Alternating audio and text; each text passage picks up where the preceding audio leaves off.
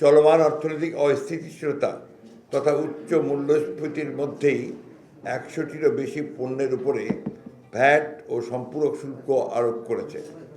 কিছু পণ্যের কর অব্যাহতি তুলে নিয়েছে। এর মধ্যে রয়েছে নিত্য প্রয়োজনীয় খাদ্যদ্রব্য, পোশাক, ওষুধ ও মোবাইল ইন্টারনেট সেবা।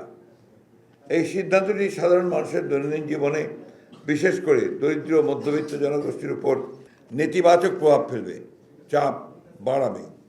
সরকারের বক্তব্য থেকে বোঝা যায় তারা চলতি অর্থ বছরের বাজেট ঘাটতির প্রথম ধাপের ৪২,০০০ কোটি টাকা। আমাদের মনে রাখা উচিত যে এই দেশের জনগণ আগামী দুঃশাসন থেকে মুক্তি পেতে অকাতরে নিজেদের জীবন বিসর্জন দিয়েছে। আমরা যেন ভুল নীতিমালা গ্রহণের মাধ্যমে তাদেরকে আবার সেই দুঃশাসনের মধ্যে ফিরিয়ে না নিয়ে যাই। আমরা পূর্বেও বলেছি যে এই অন্তর্বর্তী সরকারকে আমরা সর্বাত্মক সমর্থন ও সহযোগিতা করে যাব। তাই সরকারকে অনুরোধ করছি, আপনার নীতিমালা প্রণয়নে জনগণের কথা সর্বপ্রথম বিবেচনায় নিন।